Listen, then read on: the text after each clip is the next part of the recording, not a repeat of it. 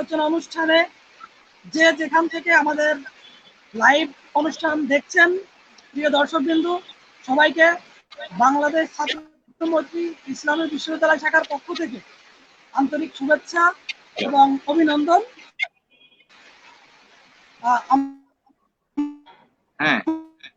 আমাদের সভাপতি বাংলাদেশ ছাত্রমৈত্রী ইসলামী বিশ্ববিদ্যালয় শাখা। আমাদের আজকের অনুষ্ঠানে আমাদের সঙ্গে থাকছেন প্রধান আলোচক হিসাবে বিশিষ্ট শিক্ষাবিদ, গবেষক, সিলেট শাহজালাল বিজ্ঞান ও প্রযুক্তি বিশ্ববিদ্যালয়ের সাবেক অধ্যাপক professor doctor Sushanta Das sir. স্যারকে আমি আন্তরিকভাবে অভিনন্দন জানাচ্ছি। এছাড়া আমাদের সঙ্গে আজকের আলোচনা অনুষ্ঠানে থাকছেন বাংলাদেশ ছাত্রমৈত্রী কেন্দ্রীয় কার্যনির্বাহী পরিষদের সংগ্রামী সভাপতি শ্যামল দমল দাদা এবং বাংলাদেশ ছাত্রমৈত্রী ঢাকা মহানগর শাখার সংগ্রামী সভাপতি ইয়াতুন্নেসা রুমা আপু। আমি আমাদের অতিথিবৃন্দকে ইসলামী বিশ্ববিদ্যালয় শাখার পক্ষ থেকে আন্তরিক ধন্যবাদ এবং শুভেচ্ছা অভিনন্দন জানাই। শিক্ষার শেকড় তিতো হলেও এর ফল মিষ্টি। শিক্ষা হচ্ছে একটি জাতি গঠনের, একটি দেশ গঠনের মূল চালিকা শক্তি। বিশ্বে, শুধু বাংলাদেশেই নয়, সমগ্র বিশ্বে আজ যে করোনার মহাসংকট দেখা দিয়েছে, এখানে সব থেকে বেশি প্রভাবিত করছে শিক্ষা খাতকে। শিক্ষা খাত প্রায় এখন অচল অবস্থার ভিতরে পড়ে গেছে। এই শিক্ষা খাতকে কিভাবে সামনের দিকে এগিয়ে নিয়ে যাওয়া যায়, আমরা জানি 1971 সালেও আমাদের প্রায় 1 বছর আমাদের শিক্ষা ব্যবস্থা বন্ধ ছিল। সেটা যখন আমরা কেটে উঠতে পেরেছি, আমাদের এই সংকটও আমরা হয়তো কেটে উঠতে পারবো। এখানে আমাদের প্রত্যেকটা পক্ষকে তার নিজের জায়গা থেকে সচেতন হতে হবে। তো আমি প্রথমে আমাদের আলোচনায় চলে যাচ্ছি। প্রথমে আমি জানতে চাবো আমাদের রুমা আপুর কাছ থেকে, সংগ্রামী সভাপতি বাংলাদেশ ছাত্রমৈত্রী ঢাকা মহানগর শাখার। আমি আপুর কাছে যাচ্ছি, আপুর কাছে জানতে চাবো আমাদের এই যে বিভিন্ন শহরগুলোতে শিক্ষার্থীদের যে মেস ভাড়া, এখানে মালিকেরা মেস ভাড়া জোর করে আদায় করছে, এমন অভিযোগ আসছে। মালিকেরা শিক্ষার্থীদের সঙ্গে অনেক দুর্ব্যবহার করতেছে এবং অনেক শিক্ষার্থীর বাসার আসবাবপত্র, মাল জিনিস বাইরে ছুড়ে দিচ্ছে। এই ব্যাপারে শিক্ষার্থীদের পাশে দাঁড়ানোর জন্য সরকারি কোনো প্রজ্ঞাপন এখনো জারি করা আমরা দেখতে পাইনি। এখানে আমাদের শিক্ষা ব্যবস্থায় সরকারি প্রজ্ঞাপন কেন আসছে না এবং বাংলাদেশ ছাত্রমৈত্রী এখানে কি উদ্যোগ গ্রহণ করছে, আমরা 2 মিনিট রুমা আপুর কাছ থেকে জানবো। তারপর আমরা চলে যাবো আমাদের প্রধান আলোচক আমাদের প্রিয় সুশান্ত স্যারের কাছে। ধন্যবাদ আরিফুজ্জামান, ধন্যবাদ আজকে সঞ্চালক আরিফুজ্জামান আরিফকে। সেই সাথে ধন্যবাদ জানাচ্ছি বাংলাদেশ ছাত্রমৈত্রী ইসলামী বিশ্ববিদ্যালয় শাখাকে আজকের এই অনুষ্ঠানটি আয়োজন করার জন্য। আমাদের মাঝে আজকে উপস্থিত আছেন দেশ বরেণ্য শিক্ষাবিদ, রাজনৈতিক বিশ্লেষক, শাহজালাল বিজ্ঞান ও প্রযুক্তি বিশ্ববিদ্যালয়ের সাবেক অধ্যাপক এবং বাংলাদেশের ওয়ার্কার্স পার্টি পলিট ব্যুরোর সদস্য ডক্টর সুশান্ত দাস। দাদা, আপনাকে শুভেচ্ছা জানাচ্ছি। সেই সাথে আজকের এই মুক্ত আলোচনায় উপস্থিত আছেন বাংলাদেশ ছাত্রমৈত্রীর সংগ্রামী সহসভাপতি এবং বরিশাল মহানগর শাখার সভাপতি। এছাড়াও তিনি বিএম কলেজ শাখার সাবেক সভাপতি শামিল শাহরুখ তমালদা। দাদা, আপনাকেও শুভেচ্ছা জানাচ্ছি। আজকে আমরা এই লাইভ অনুষ্ঠানে মুক্ত আলোচনা করব। আমাদের অনেক কথাই অনেকের বলার আছে, কিন্তু আমরা ডক্টর সুশান্ত দাস আমাদের স্যার, ওনার কাছ থেকেই আমরা মূল আলোচনা শুনবো। আমরা দেখতে পাচ্ছি যে সারা পৃথিবী আজ করোনায় আক্রান্ত। করোনার বিরুদ্ধে আমরা যুদ্ধ করে যাচ্ছি প্রত্যেকে। সেই জায়গা থেকে আমরা দেখতে পাচ্ছি যে সারা বাংলাদেশ সেই মার্চ মাস থেকে স্থবির অবস্থায় আছে। এক ধরনের অঘোষিত লকডাউন আমরা ফেস করলাম। এখন কিছুটা শিথিল করা হয়েছে, তারপরেও স্কুল, কলেজ, বিশ্ববিদ্যালয়গুলো বন্ধ আছে।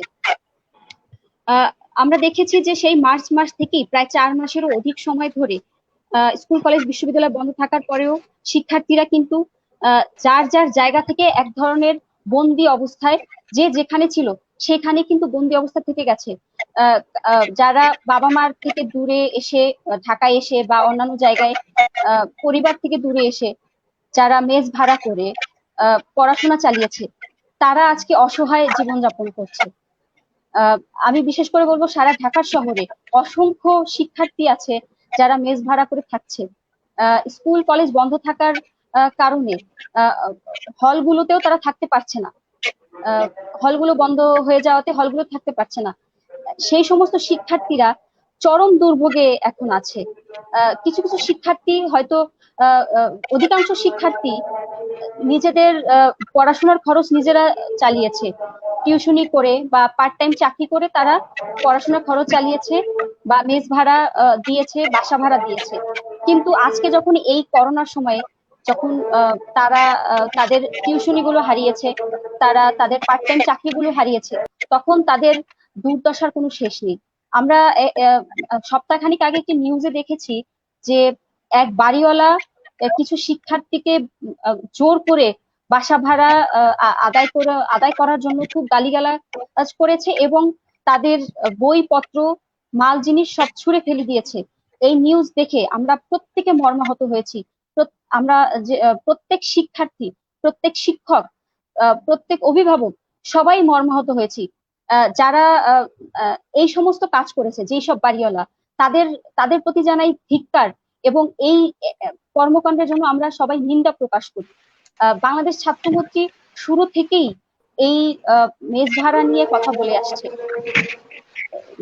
করোনার সেই লকডাউন যখন শুরু হলো, তখন থেকেই আমরা শিক্ষার্থীদের সমস্যাগুলো নিয়ে কথা বলেছি।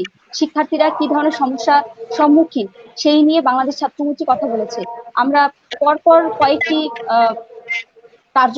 মানে আমাদের কর্মসূচি পালন করেছি, আমরা মানববন্ধন করেছি মেস ভাড়া কিভাবে মওকুফ করা যায়, অথবা মেস ভাড়া অর্ধেক করার জন্য, বাসা ভাড়া, শিক্ষার্থীদের বাসা ভাড়া অর্ধেক করার জন্য। আমরা দেখেছি যে সরকারি কোনো প্রজ্ঞাপন এখনো পর্যন্ত জারি হয়নি। আমরা এই বিষয়টিকে সামনে রেখে আগামীকাল 12 তারিখ আমরা সারা বাংলাদেশে স্মারকলিপি পেশ করছি। কেন্দ্রীয় উদ্যোগে, বাংলাদেশ ছাত্রলীগ কেন্দ্রীয় কমিটির উদ্যোগে সারা বাংলাদেশ একযোগে আগামীকাল আমরা জেলা প্রশাসক বরাবর এবং ঢাকা মহানগর সিটি মেয়র বরাবর আমরা স্মারকলিপি পেশ করব। তাছাড়াও আমরা দেখতে পাচ্ছি যে ধন্যবাদ আপু। আমরা আমরা একটু পরে আপনার কাছে আবার ফিরছি। আমরা এই মুহূর্তে চলে যাবো আমাদের প্রিয় স্যার, বিশিষ্ট শিক্ষাবিদ প্রফেসর ডক্টর সুশান্ত কুমার স্যারের কাছে। স্যারের কাছে আমরা যে বিষয়টা আমরা একটু জানতে চাবো, সেটা হচ্ছে অনলাইনে ক্লাসের নামে যে একটা ধোঁয়াশা তৈরি হয়েছে। এখন আমরা জানি যে আমাদের অনলাইনে ক্লাসের বিকল্প কোনো ব্যবস্থা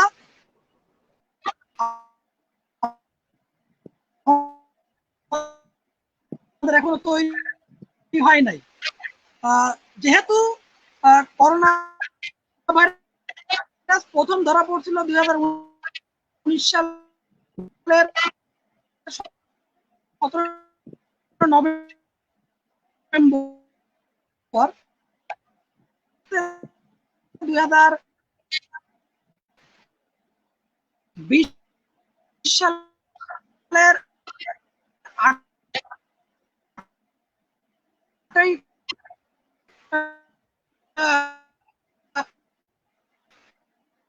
মার্চ অর্থাৎ আমরা অনেক লম্বা একটা সময় পেয়েছি। এই সময়টাতে কেন আমরা শিক্ষা ব্যবস্থাটা নিয়ে আগে ভাবিনি, কেন এটা মোকাবেলা করতে পারিনি?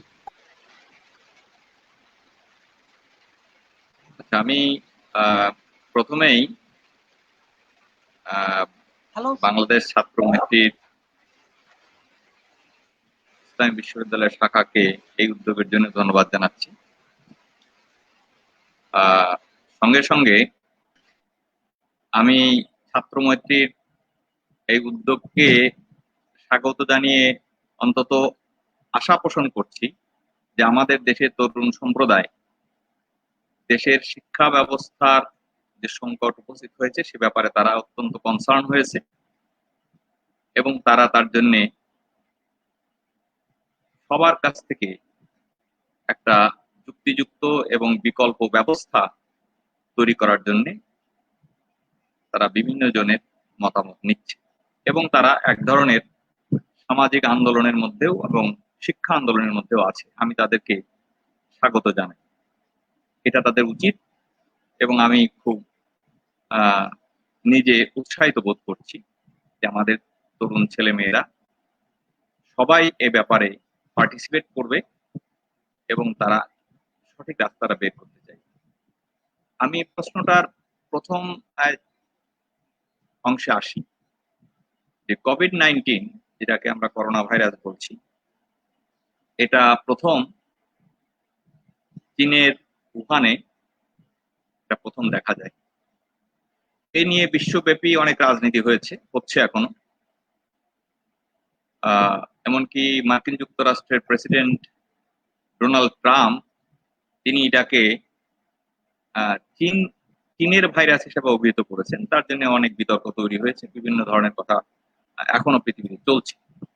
কিন্তু আমি প্রথমেই এর উপরে একটা আর্টিকেল লিখেছিলাম, সেটা প্রকাশও হয়েছিল এবং বিশ্বের বিভিন্ন জার্নালে, সায়েন্টিফিক জার্নালে এ সম্পর্কিত যে গবেষণামূলক প্রবন্ধ বেরিয়েছিল, আমি তাকে রিভিউ করে এই আর্টিকেলটা লিখেছিলাম। এবং আমি খুব দৃঢ়ভাবে মনে করি যে এই বিষয়ে কোন একটা নির্দিষ্ট দেশ বা কোন একটা নির্দিষ্ট জায়গায় কোন একটা ল্যাবরেটরিতে কোভিড-19 তৈরি হয়নি। এটা একটা প্রাকৃতিক ভাবে উদ্ভব হয়েছে। এটা বিশ্বে এখন সমস্ত বিজ্ঞানীদের মধ্যে স্বীকৃত বিষয়। দ্বিতীয়ত, অভিযোগ অনেকে তোলার চেষ্টা করেছেন, বিশেষ করে মার্কিন যুক্তরাষ্ট্র ব্যাপার নেতৃত্ব দিচ্ছে, তার প্রেসিডেন্ট বিশেষ করে।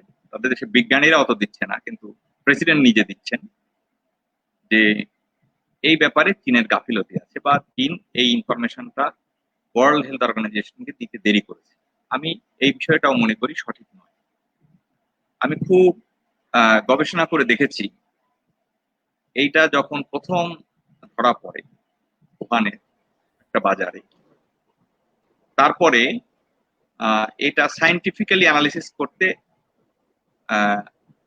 সেখানকার স্থানীয় যে ডাক্তার বা যারা ছিলেন তাদের মধ্যে একটা মতবিরোধ হয়। এটা খুবই স্বাভাবিক ব্যাপার। একটা নতুন অসুখ যখন হয় তখন বিভিন্ন জন বিভিন্ন মতামত দেন।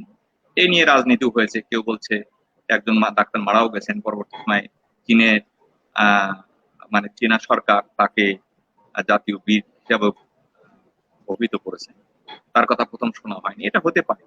আমরা নিজেরা আমাদের বিজ্ঞান গবেষণার জীবনে এটা দেখেছি। আমরা যেটা আজকে বলছি কাল এটা ঠিক, আমাদের অন্য অনেকজন বলছে এটা ঠিক।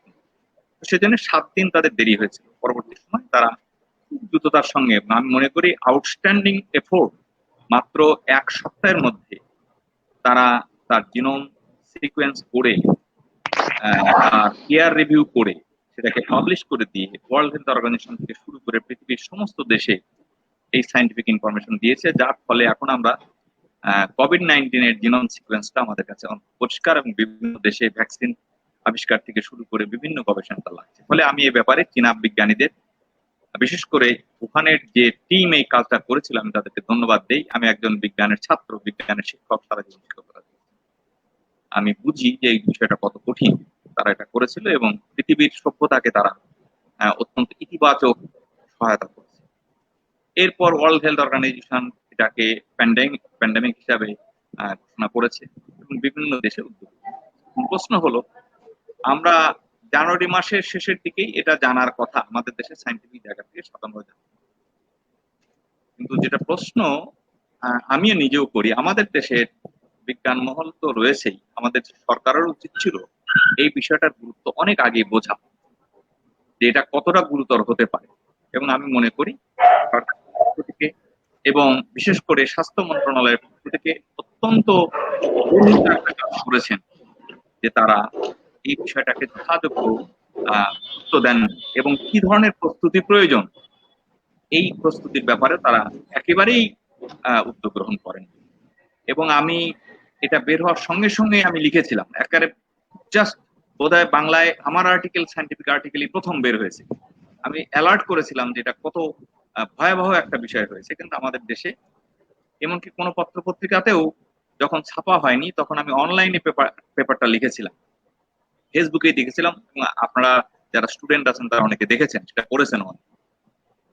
তখন আমি বলেছিলাম যে এইটার ব্যাপারে যদি আমাদের দেশের স্বাস্থ্য বিভাগ থেকে শুরু করি, গভর্নমেন্ট যেটা ডিজাস্টার ম্যানেজমেন্ট বলতে যা বোঝা যায়, যে আমাদের দেশে যে এখন যদি হয়, যেমন ঝড় ঝঞ্ঝা আমাদের দেশে লেগেই থাকে, বন্যা আমাদের দেশে লেগেই থাকে, এবং আমরা অত্যন্ত সচেতনতার সঙ্গে এবং অনেক সাকসেসফুলি সফলতার সঙ্গে এই ডিজাস্টার ম্যানেজমেন্ট আমরা করেছি। কিন্তু এই করোনা দুর্যোগটা একটা বড় ধরনের ডিজাস্টার ম্যানেজমেন্ট। আমি মনে করি এটা নট অনলি স্বাস্থ্য বিভাগের ব্যাপার, এটা দুর্যোগ ব্যবস্থাপনা মন্ত্রণালয় থেকে শুরু করে গোটা মিনিস্ট্রি, মন্ত্রণালয়, সমস্ত মন্ত্রণালয় একটা কোঅর্ডিনেট এফোর্ট থাকা উচিত ছিল। আমাদের পার্টির পক্ষ থেকে আমরা তখনই বলেছি যে রাজনৈতিক ভাবে এটাকেও প্রাইম মিনিস্টারের নেতৃত্বে একটা সর্বদলীয় উদ্যোগ গ্রহণ করা উচিত ছিল, কিন্তু আমাদের সে কথা শোনা হয়নি। এবং পরবর্তী সময় মাননীয় প্রধানমন্ত্রী সেটা উদ্যোগ গ্রহণ করেছেন, কিন্তু মূলত তা আমলা এবং মন্ত্রী এদেরকে নিয়ে সেটা গ্রহণ করা হয়েছে, বিশেষজ্ঞদের নিয়েও খুব বেশি ফ্রুটফুল কোনো কিছু করা হয়নি। এই ব্যাপারে আমার অভিযোগ করা উচিত, এটা আমাদের জাতির কাছে এটা অত্যন্ত বেদনাদায়ক একটি বিষয়। এই ব্যাপারে এই ত্রুটিটা আমাদের স্বীকার করি আমাদের সামনে এগোতে।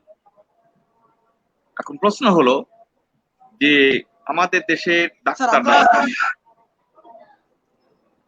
হ্যাঁ আমাদের দেশের ডাক্তার থেকে শুরু করে আমাদের যেটা জানতে চাচ্ছিলাম, হ্যাঁ হ্যাঁ বলুন। আমাদের এই যে অনলাইনে ক্লাসের যে ব্যবস্থাটা স্যার, আচ্ছা ওটা আমি অনলাইনে ক্লাসের যে ব্যবস্থাটা, এটা আমি অনলাইনে ক্লাসের ব্যবস্থাটা যে স্যার এটা কতটুকু কার্যকর? এবং স্যার এখানে ইউজিসি বলতেছে যে তারা 60% স্টুডেন্টকে এটার আওতায় নিয়ে আসতে পারছে। আচ্ছা আমি বলবো বাকি যে 40% স্টুডেন্ট আছে তাদের অপরাধ কি এবং তাদের দায়িত্বটা কে নেবে? এই বিষয়টা আমি বলবো। আমি একটা প্রশ্ন আগে করি। প্রথম কথা হলো যে সরকারের দায়িত্বটা সরকারকে স্বীকার করতে হবে, এবং আমার মনে হয় এখন সরকার বেশ কিছুটা দিশাহীন।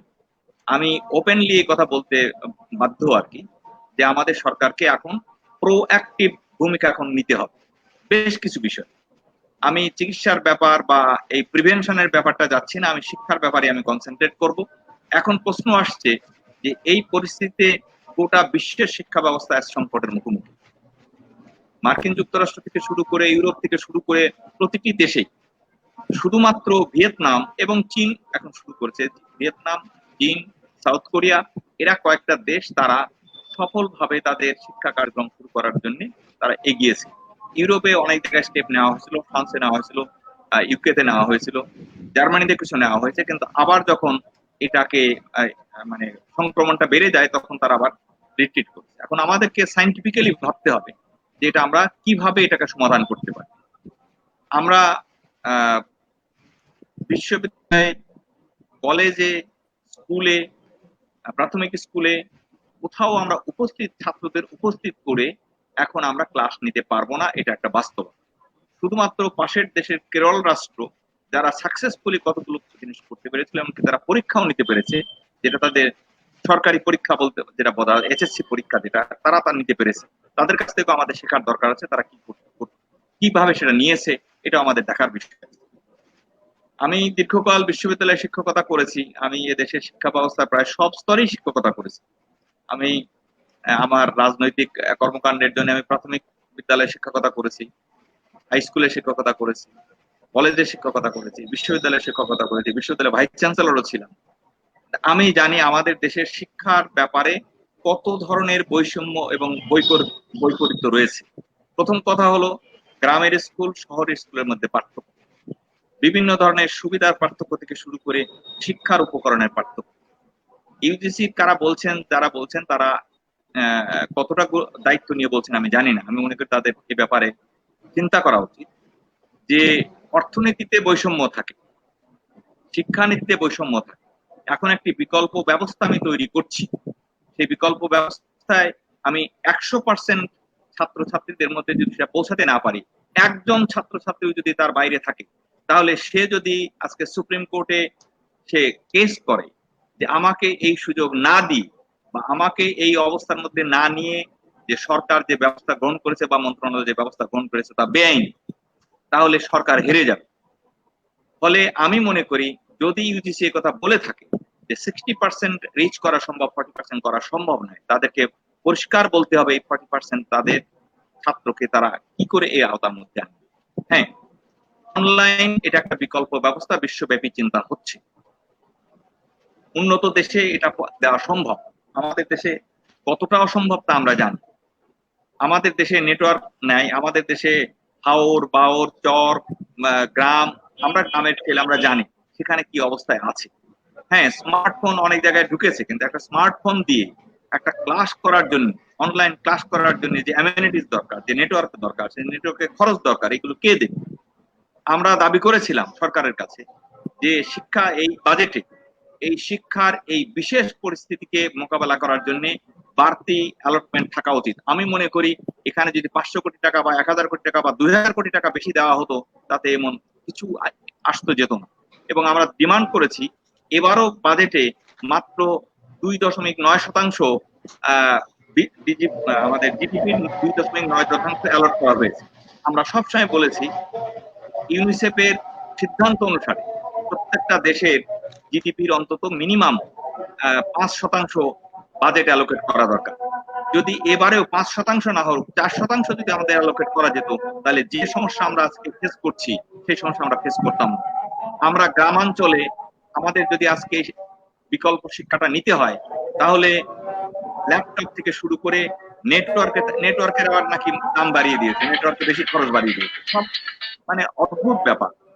ছাত্রদের জন্য স্পেশাল এই ব্যবস্থা না করে এটা করা উচিত না। তবে আমি ছাত্রদের বলি এই মুহূর্তে এই ডিজিটাল পদ্ধতিতে কিছুটা অনলাইন শিক্ষার ব্যবস্থা করা ছাড়া খুব বেশি সুবিধা আমাদের খুব উপায় নেই।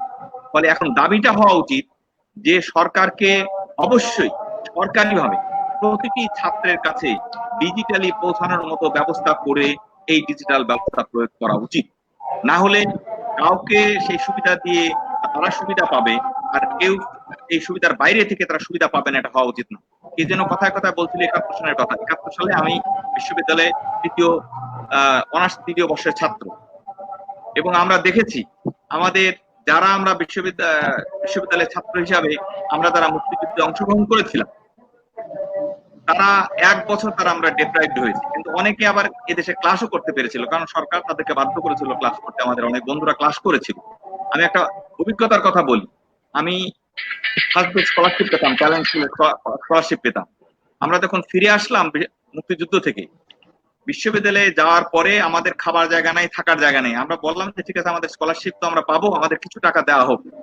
তখন সেদিন বিশ্ববিদ্যালয়ের কর্তৃপক্ষ যারা ছিলেন, মুক্তিযুদ্ধ তখন হয়ে গেছে, তখন তারা বলেছিলেন যে আপনারা তো 1 বছর আসেননি, ফলে আপনাদের স্কলারশিপ ফরফিটেড হয়ে গেছে। যাও, এই নিয়ে বহু মানে শেষে আন্দোলন সংগ্রাম হয়, আমাদেরকে তখন টাকা দেওয়া হয়। যারা এই দেশে মুক্তিযুদ্ধ করেনি তারা ক্লাস করেছে, তারা স্কলারশিপ পেয়েছে। যারা মুক্তিযুদ্ধে গেছে তাদের স্কলারশিপ বন্ধ করা হয়েছে। ঠিক একই ধরনের ঘটনা যদি এখন হয়, আমাদের দেশে যে ছাত্ররা ডেপ্রাইভ, যাদের কাছে ডিজিটাল ব্যবস্থা নাই, যাদের কাছে আমরা পৌঁছাতে পারছি না, যাদেরকে বাদ দিয়ে কাউকে যদি এটা করা হয়, আমি মনে করি এটা অন্যায় না, শুধু এটা রাষ্ট্রীয়ভাবে এটা অন্যায়, এবং এটা আমাদের দেশে সাংবিধানিকভাবে একটি অপরাধ। অতএব আমি বলবো আমাদের দেশের সমস্ত ছাত্ররা ঐক্যবদ্ধভাবে এই কথা সরকারের কাছে বলা উচিত যে আমাদের মিনিমাম সমস্ত স্তরে যাতে আমাদের ডিজিটাল আমরা কানেক্টিভিটি আমরা পাই, তার ব্যবস্থা করে, এবং তার ব্যবস্থা করার জন্য সরকারের পক্ষ থেকে দায়িত্ব গ্রহণ করতে হবে। ইউজিসি কে দরকার হলে ওয়ার্ল্ড ব্যাংক প্রজেক্ট হোক, সরকারের প্রজেক্ট হোক, তাদের স্পেশালি তাদের স্কুলের কাছে যেমন বই দেওয়া হয়, সেরকম তাদের প্রত্যেকটা স্কুলে ল্যাপটপ অথবা স্মার্টফোন দেওয়ার ব্যবস্থা করা হোক। না হলে এই যে উদ্যোগটা নেওয়া হচ্ছে, এই উদ্যোগটা দেশে বৈষম্য তৈরি করবে না, দেশে অস্থিরতাও তৈরি করে বলে আমার ধারণা। সেজন্য আমি যে প্রশ্নটা উঠছে অত্যন্ত সংগত প্রশ্ন, তবে নেগেটিভলি দেখা উচিত না, এটা বন্ধ করে দেওয়ার ব্যাপার না।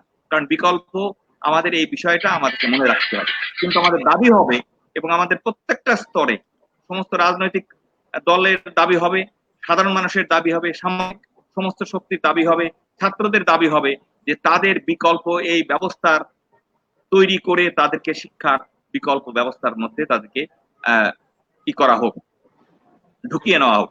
তা না হলে আমরা কিন্তু সংকট। ধন্যবাদ স্যার। হ্যাঁ, ধন্যবাদ স্যার। আমরা আপনার কাছে আবারও ফিরে আসবো।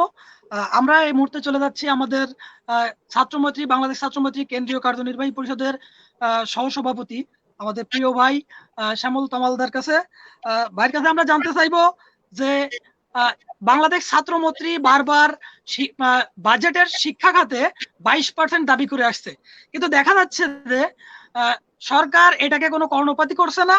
এবং আমাদের 2020-21 শিক্ষাবর্ষে যে বাজেট, 20-21 সেখানে যে বাজেট, এখানে শিক্ষা খাতে 11.69% বরাদ্দ করা হয়েছে।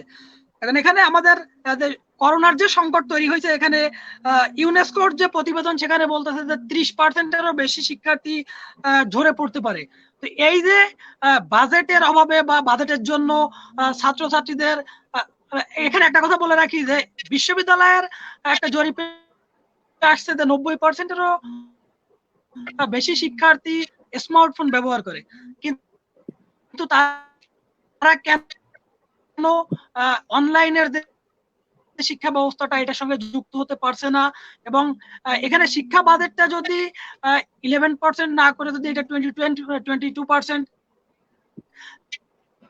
করা হতো, তাহলে হয়তো এখানে শিক্ষার্থীদের হাতে বিনামূল্যে ইন্টারনেট সুবিধাটা অথবা তাদের ল্যাপটপ ক্রয়ের যে সুবিধাটা, ঋণ মুক্ত যে লোনটা, এটা দিয়ে তাদেরকে হয়তো সেই সুযোগটা দেওয়া যেত। কিন্তু এটা কেন সম্ভব থাকতেছে? ছাত্রমৈত্রীর যে দাবিটা, এটা কেন সরকার মানতেছে না? এই ব্যাপারে আপনার মতামত কি আমি একটু জানতে চাচ্ছিলাম। প্রথমে ধন্যবাদ ইসলামী বিশ্ববিদ্যালয় ছাত্রমৈত্রীকে তাদের এই আয়োজনের জন্য। ধন্যবাদ সঞ্চালককে। আমাদের অতিথি হিসেবে উপস্থিত আছেন আমাদের প্রিয় শিক্ষক ডক্টর সুশান্ত স্যার, ছাত্রমৈত্রীর ঢাকা মহানগরের নেতা ইয়াতুন্নেসা রুমা সহ যারা শুনছেন। আসলে উপস্থাপক যেটা বললেন আমাকে, আসলে ছাত্রমৈত্রী 22% না, ছাত্রমৈত্রী 25% দাবি করে শিক্ষা খাতে বরাদ্দ। আর জিডিপির হিসেব করলে সেটা হবে 8% আমরা বলছি। ইউনেস্কো 5-এর পরে বলছে, স্যার যেটা একটু আগে বললেন। সেই জায়গা থেকে আমরা বরাবরই দেখেছি, বরাবরই বাজেটের আগে আমাদের এই দাবি থাকে, কিন্তু বরাবরই সরকার উপেক্ষা করে। এখন আমাকে প্রশ্ন করা হয় যে সরকার কেন উপেক্ষা করছেন। এখন এই প্রশ্নটা একটু জটিল আমার কাছে মনে হচ্ছে। সরকার কেন করছে সেটা নিশ্চয়ই আমার খুব বেশি করে বলার সুযোগ কম, কারণ সরকার করছে সরকারের জায়গা থেকে। আমাদের যে ছাত্রদের দাবি, ন্যায্য দাবি, সেই দাবিতে ছাত্রমৈত্রী লড়াই সংগ্রাম করছে, এবং আমরা মনে করছি যতদিন না পর্যন্ত এই দাবিটা পূরণ হচ্ছে বা এই দাবি সরকার মেনে নিচ্ছে, শিক্ষা খাতকে সর্বোচ্চ বরাদ্দ দেওয়া হচ্ছে, ততদিন পর্যন্ত এই শুভঙ্করের ফাঁকিই থাকবে। আপনি যেটা বললেন যে এবারের বাজেটে 11% সামথিং বরাদ্দ হয়েছে, সেখানেও কিন্তু ফাঁকি আছে। আপনারা খেয়াল করেছেন কিনা বা ছাত্রমৈত্রী সেই বিষয়ে কিন্তু এই বাজেটের পরেও প্রোগ্রাম করেছে বা সেই দাবি জানিয়েছে। আপনারা জানেন শিক্ষাকে সেখানে শুধু শিক্ষার বাজেটের মধ্যে সেই টাকাটা রাখা হয়নি, সেখানে কিন্তু প্রযুক্তি খাত আছে। ইভেন আপনারা জানেন যে শিক্ষা ব্যবস্থায় যে সকল উন্নয়ন হচ্ছে, মানে কি বলে অবকাঠামোগত উন্নয়নগুলো হচ্ছে, সেই উন্নয়নের বাজেটটাও কিন্তু এই বাজেটের মধ্যে ঢুকিয়ে দেওয়া হয়েছে, এবং সেটাকে সূক্ষ্মভাবে, আমি মনে করি পরিকল্পিতভাবে এটাকে এই বাজেটকে বড় করার জন্য, বড় করে দেখানোর জন্য এই কর্মটা করা হয়েছে। এবং যেটা আসলে সত্যিকার অর্থে যে শিক্ষার মানোন্নয়নের কথা আমরা বলছি, শিক্ষার বাজেটের কথা যেটা 8%, সেই জায়গা কোনোভাবেই যাচ্ছে না। এবং সেটা সরকার সুপরিকল্পিত ভাবেই আমি মনে করি যে এই যে বাজেটের ফাঁকিগুলো রেখেছে। আপনারা জানেন যে রূপপুর পারমাণবিক বিদ্যুৎ কেন্দ্র নির্মাণ হচ্ছে, সেই নির্মাণ কাজের যে বছরের যে খরচ হবে, সেই খরচটাও কিন্তু এবারের এই বাজেট যেটা আপনি বললেন সেখানে আছে। সুতরাং এটা একটা ফাঁকি। এই জায়গাটায় সবাই কিন্তু সেটা বুঝতে পারে না। আমাদের সচেতন ছাত্র সমাজগুলি, তাদের কিন্তু এটা দায়িত্ব এই জায়গাগুলোকে নক করা এবং এইগুলোকে উপলব্ধি করা।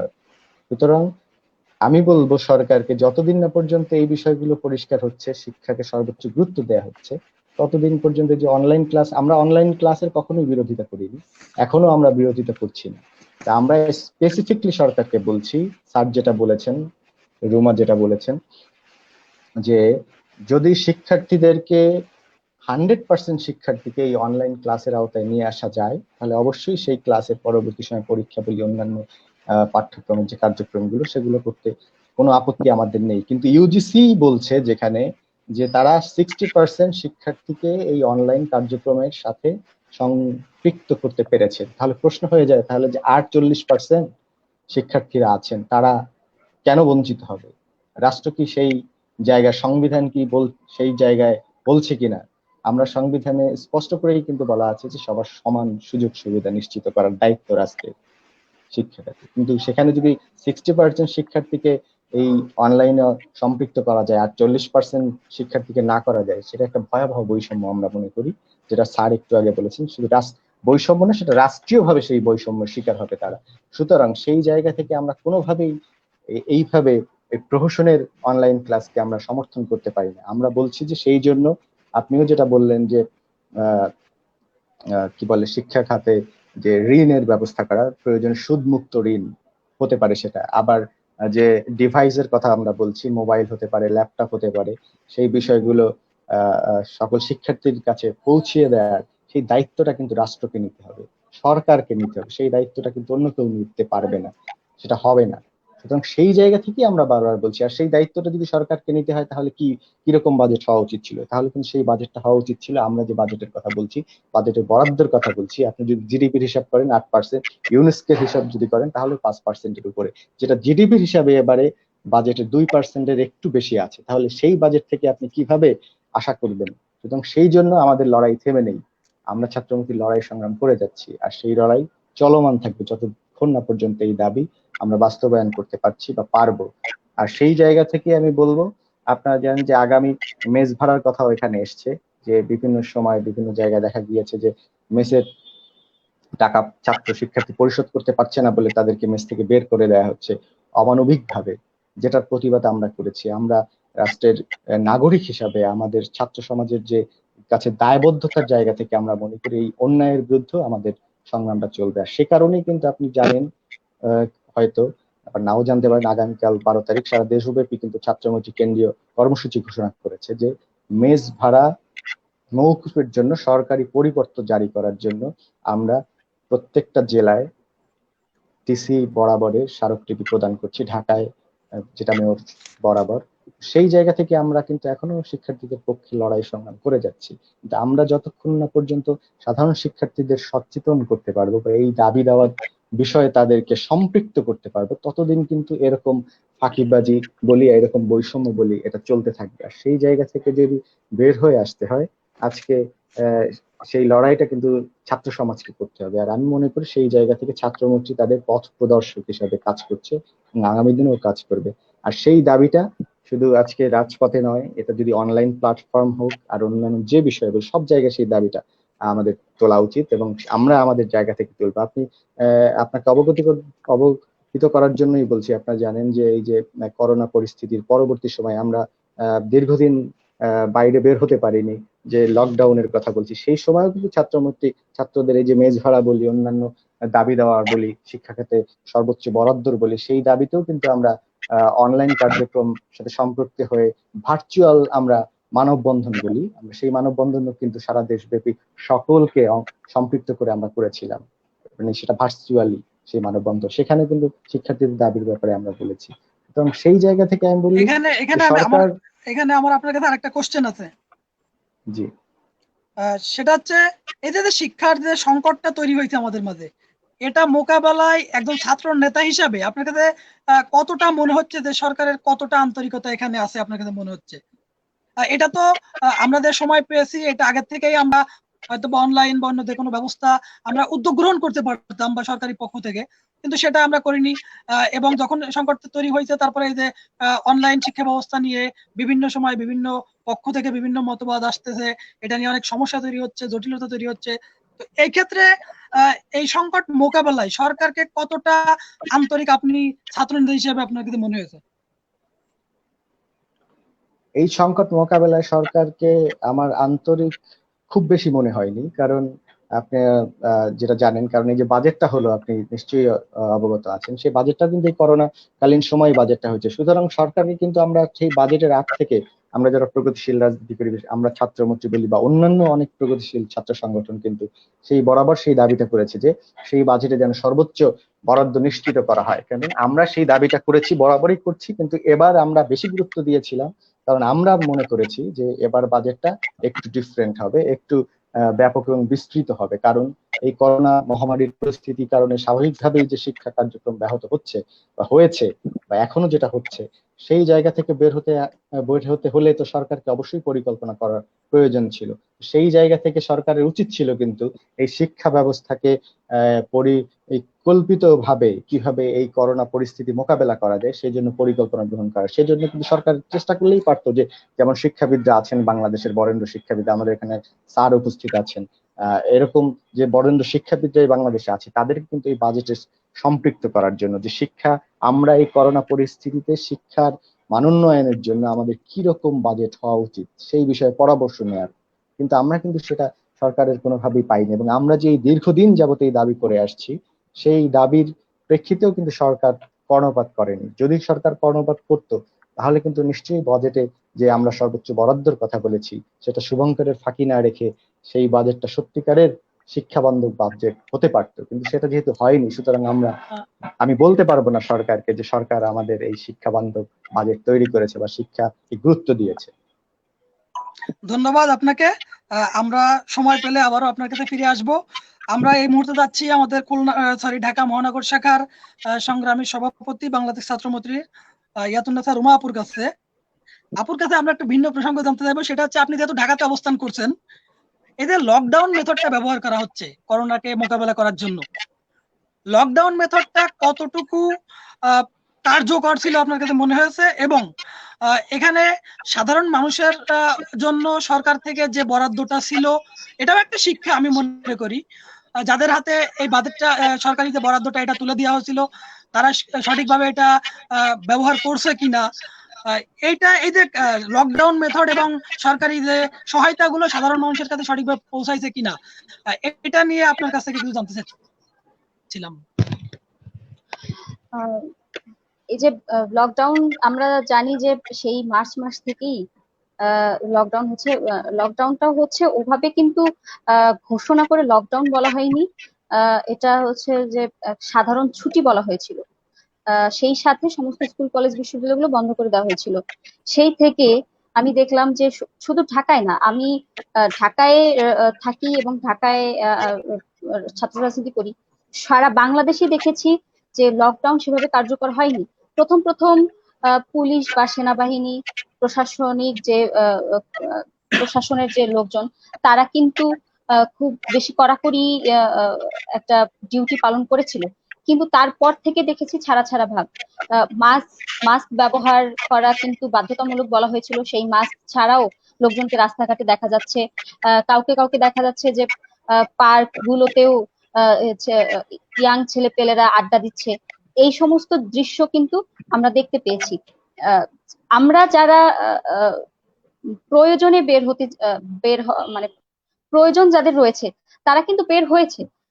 আমরা যারা মানুষের পাশে দাঁড়ানোর জন্য মানুষের পাশে দাঁড়িয়েছি, আমরা খাদ্য দ্রব্য বিতরণ করেছি, আমরা রান্না করা খাবার বিতরণ করেছি, আমরা মাস্ক বিতরণ করেছি, আমরা আমাদের সেই নিয়মগুলো পালন করি, করোনার যে সেই প্রোটেকশন গুলো নিয়েই কিন্তু আমরা বের হয়েছি।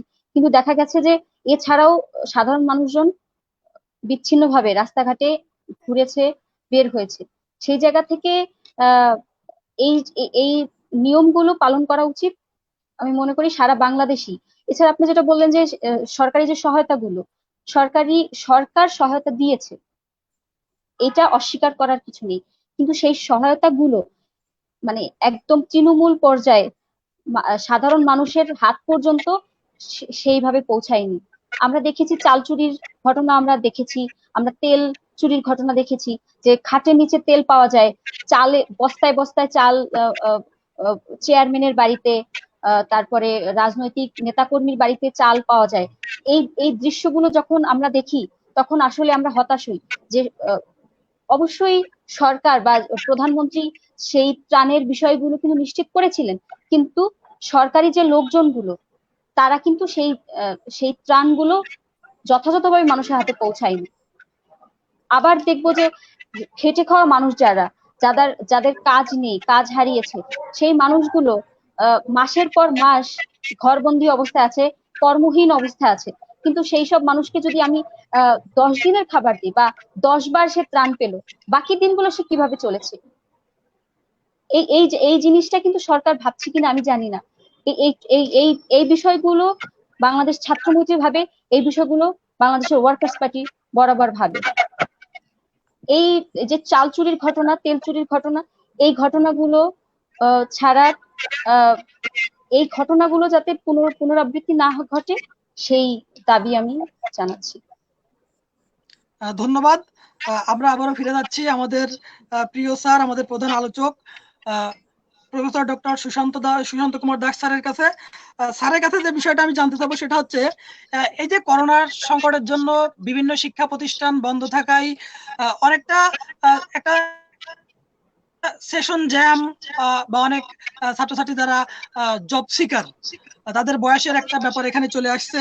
তো সরকারি চাকরিতে যেসব শিক্ষার্থী তাদের বয়স হারাচ্ছে, তাদের জন্য বিকল্প কোনো ব্যবস্থা সরকার করতে পারবে কিনা, বা এ ব্যাপারে বাংলাদেশের ওয়ার্কার্স পার্টির পক্ষ থেকে সরকারের কাছে কোনো দাবি থাকবে কিনা, বা এই ব্যাপারটা আপনি কিভাবে দেখছেন স্যার, যদি একটু বলতেন।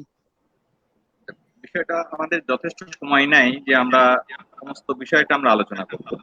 তবে আমি স্পেসিফিক্যালি একটা কথা বলি যে আপদকালীন যে সময়টা আমাদের ছাত্রদের জীবন থেকে যাবে, আমি সুস্পষ্ট দাবি করেই বলছি এবং আমার মনে হয় সরকারের পক্ষ থেকে সেটা বিবেচনা করতেই হবে। এই বয়সটা যাতে তাদের সরকারি চাকরি বা চাকরির যে বয়স সীমা আছে সেটার মধ্যে যুক্ত না হয়, এটা আমি মনে করি যেটা সাংবিধানিক ভাবে এটা সরকারের বিবেচনা, এটা যেন তাদের চাকরির বয়স সীমার মধ্যে ইনক্লুডেড না হয়, বাদ দিতে হবে। যতদিন পর্যন্ত সরকার বা যতদিন পর্যন্ত রাষ্ট্র ব্যবস্থা তাদের শিক্ষাটাকে তাদের কাছে নিতে পারছে না যে দুর্যোগের কারণে, সেই জায়গা থেকে ছাত্ররা তার থেকে এতে ছাত্ররা ক্ষতিগ্রস্ত হবে, এটা হওয়া উচিত সবার জীবনের ক্ষেত্রেই তাই। অতএব এটা সুস্পষ্টভাবে ছাত্রমৈত্রী আমি দেখলাম অনেকে দাবি তুলেছে, মনে করি সঠিকভাবে দাবি তুলেছে, এটা এক্সক্লুডেড হওয়া। এক, 2 নম্বর বিষয় হলো যে আমাদের শিক্ষা বিকল্প শিক্ষা শুরু করার ব্যাপারে যে সমস্যা আছে, এই সমস্যার আমি আমার বন্ধু ফজলুল হাসান বাদশা দেখলাম, সাংসদ, এমপি, উনি সংসদে বক্তৃতায় কতগুলো পার্টিনেন্ট কোশ্চেন তুলেছিলেন এবং আমি যতটুকু তার কাছে শুনেছি আমাদের মাননীয় শিক্ষামন্ত্রী তিনি তার সঙ্গে একমত পোষণ করেছেন। প্রথম কথা হলো যে আমাদের সবার কাছে, অর্থাৎ শহর এবং গ্রাম, এই বৈষম্য না রেখে সবার কাছে আমাদের বিকল্প শিক্ষার ব্যবস্থাটা আমাদের যেতে হবে। এ ব্যাপারে আমাদের সরকারের সার্বিক পরিকল্পনা নিতে হবে।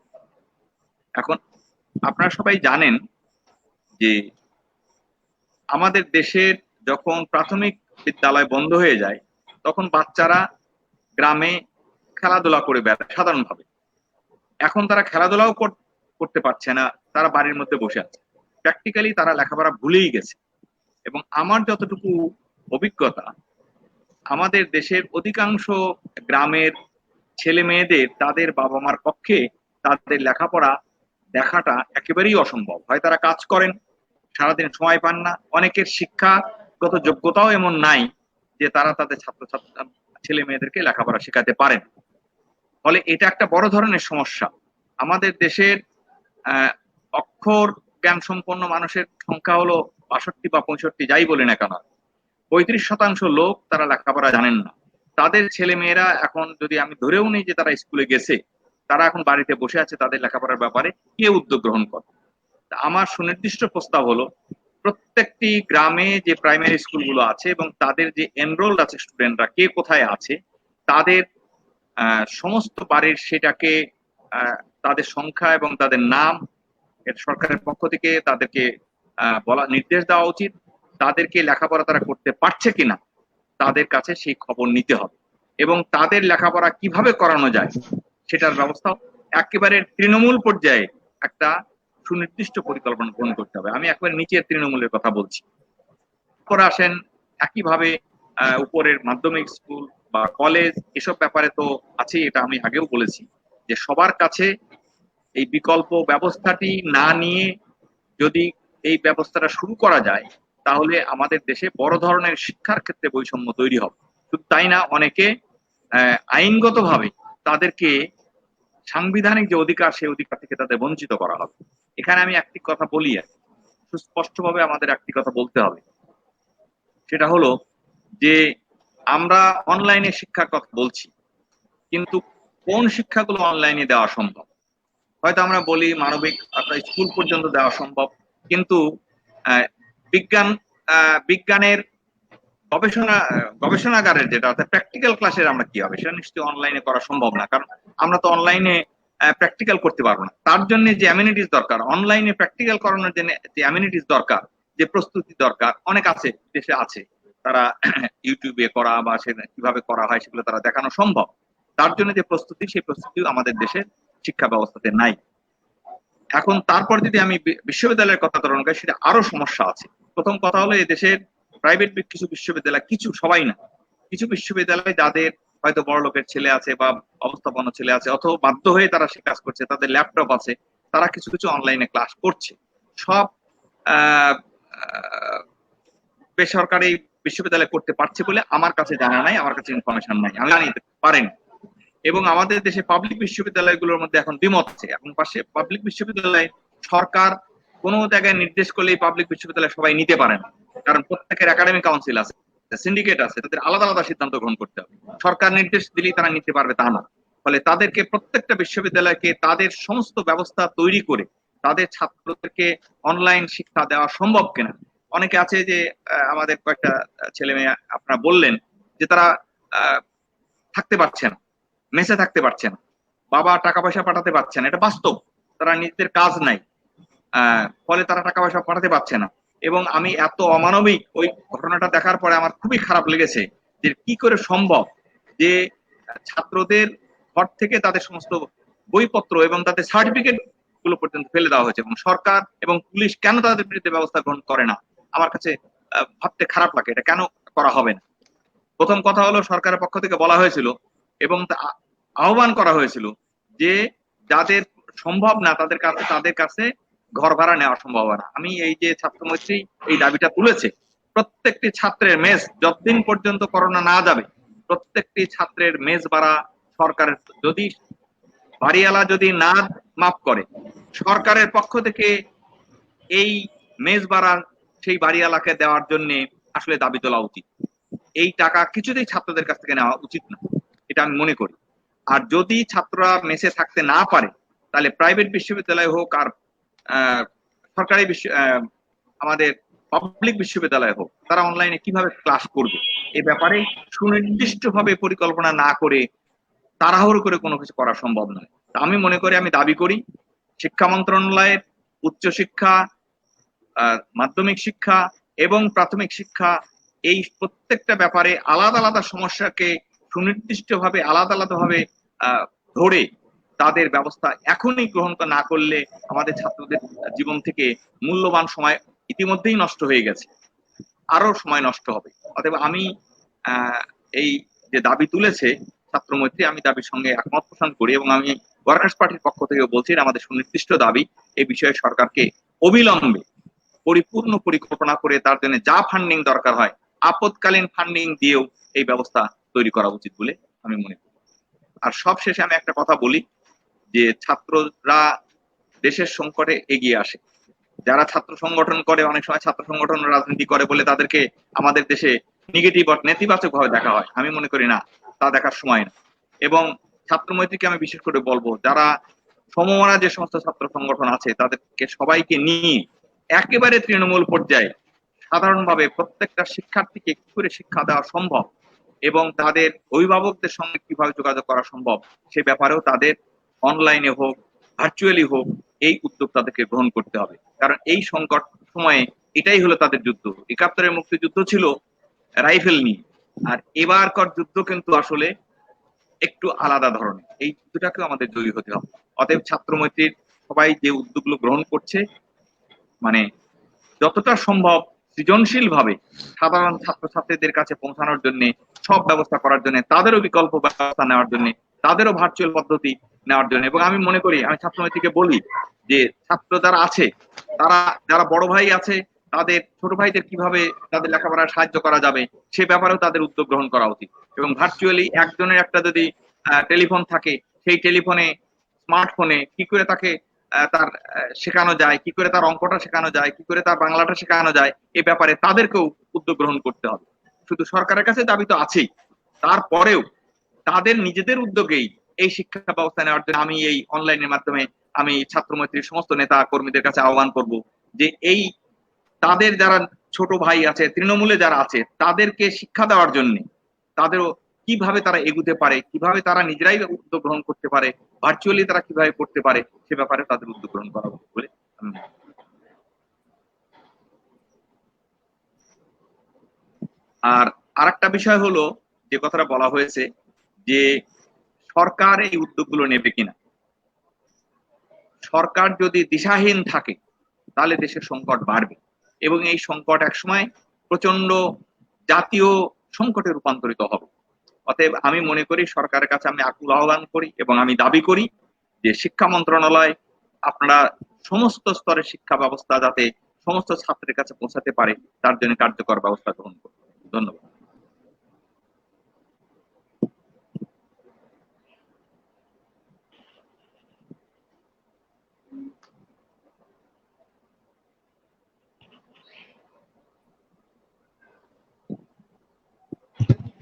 স্যার আপনাকে ধন্যবাদ। মনে হয় আরিফুজ্জামান আরিফের নেটওয়ার্কে সমস্যা হচ্ছে। সম্ভবত আমরা আলোচনা চালিয়ে যেতে পারি। হ্যাঁ, না, ও নেটওয়ার্ক আসছে।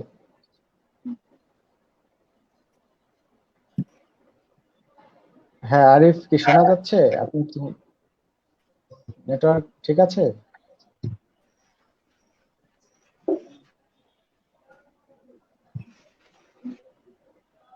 আরিফের নেটওয়ার্কে সমস্যা।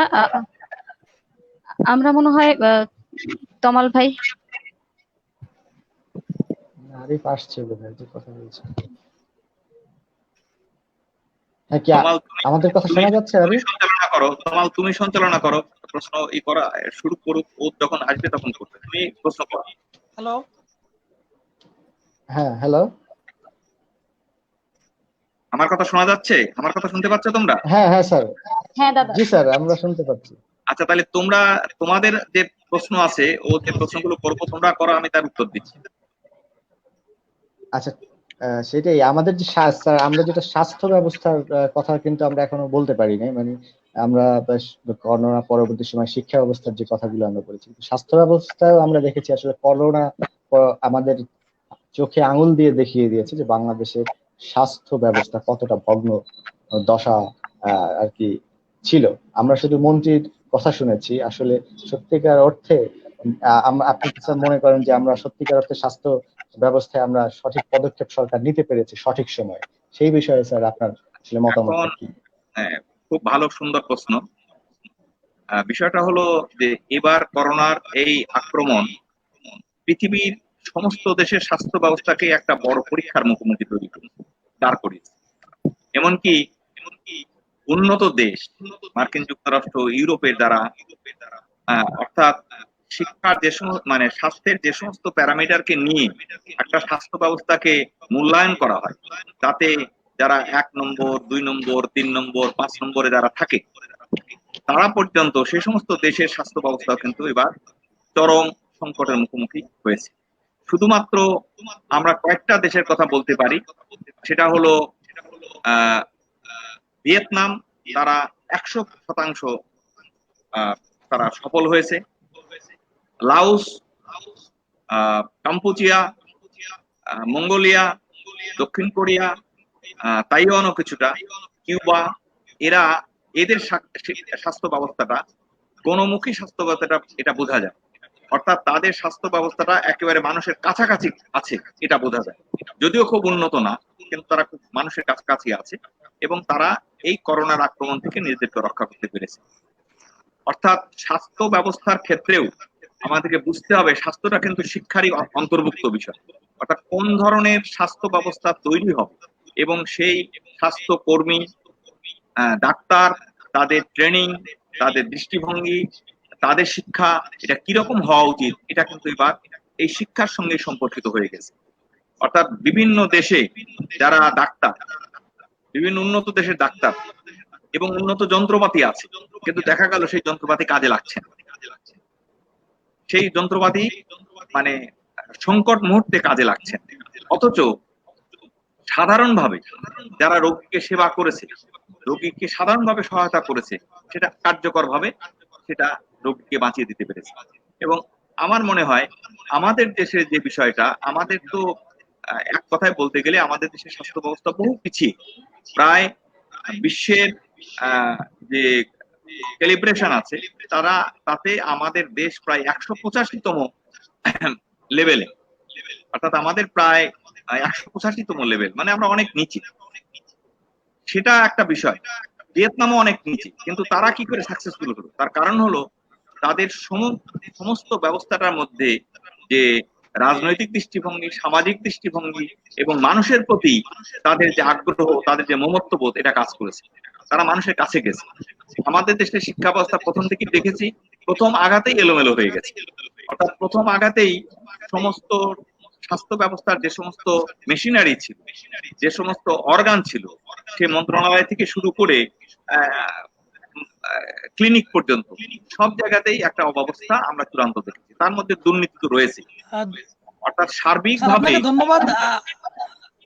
হ্যাঁ, আমি একটু শেষ করে নেই। যে ফলে আমাদের দেশের স্বাস্থ্য ব্যবস্থায় যে শিক্ষা রয়েছে, যে শিক্ষার বিষয়টা রয়েছে, এই শিক্ষাটা কিন্তু, এই স্বাস্থ্যের শিক্ষাটা কিন্তু এই শিক্ষার বাইরে নয়। আজকে এখানে উচিত ছিল কোনো মেডিকেল স্টুডেন্টও এখানে যুক্ত হতে পারতো, কারণ তারা সবচেয়ে বেশি অভিজ্ঞতা অর্জন করেছে এবার।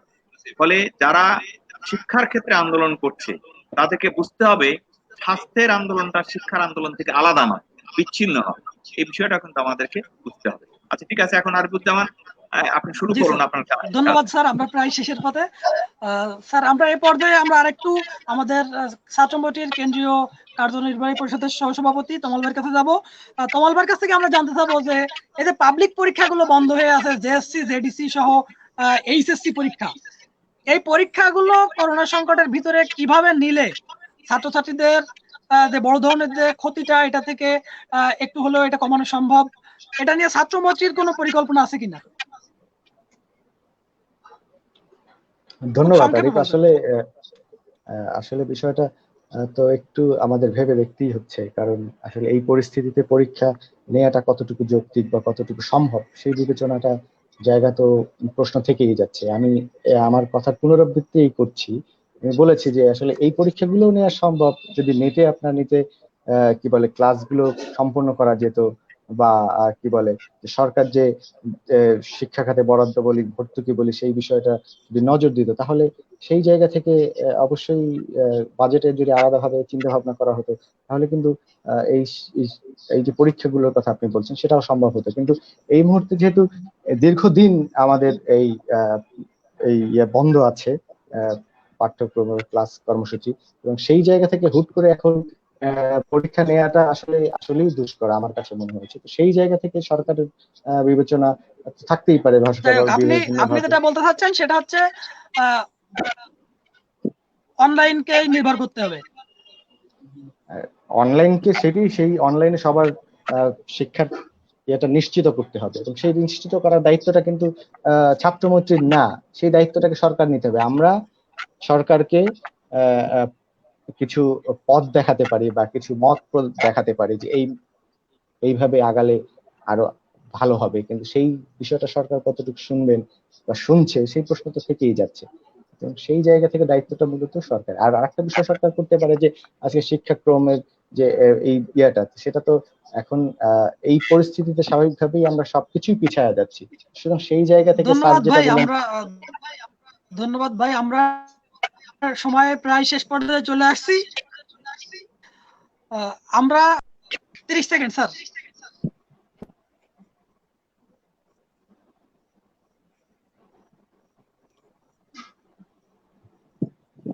স্যার, আপনার পক্ষ থেকে শিক্ষার্থীদের উদ্দেশ্যে কি পরামর্শ আছে?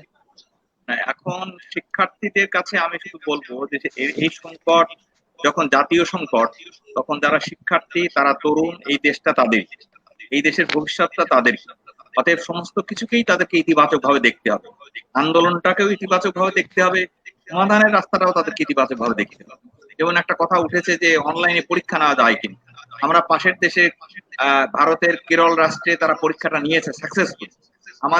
আমরা বলতে পারি, আমাদের সে সরকার তাদেরকে বলতে পারি যে তাদের অভিজ্ঞতাটা আমরা নিতে পারি কিনা, তার সঙ্গে যোগাযোগ করতে পারি। পৃথিবীর বহু দেশের উদ্যোগ গ্রহণ করছে। আমি শিক্ষার্থী থেকে বলবো। জি স্যার, আপনাকে ধন্যবাদ স্যার। আমরা সময়ের একদম একেবারেই শেষ পর্যায়ে চলে আসছি। আমি বলতে চাই, আমাদের জাতির জনক বঙ্গবন্ধু শেখ মুজিবুর রহমান বলেছিলেন, আমরা নয় মানুষ সৃষ্টি করুন। আমরা আশা করব বাংলাদেশ এগিয়ে যাবে, বাংলাদেশকে কেউ দমিয়ে রাখতে পারবে না। সকল দুর্নীতি অনিয়ম এগুলোকে ওভারকাম করে বাংলাদেশের শিক্ষা খাত সামনে এগিয়ে যাক। আমরা জানি শিক্ষা ছাড়া একটা দেশ একেবারে অন্ধকারে চলে যায়। একটা দেশকে উন্নতি শিখরে নিতে গেলে শিক্ষার বিকল্প নাই।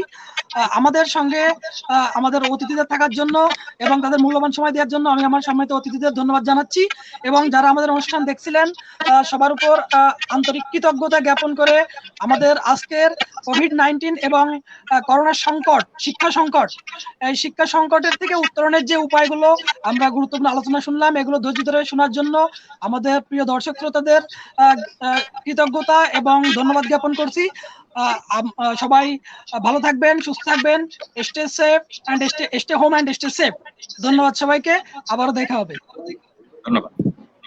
ধন্যবাদ।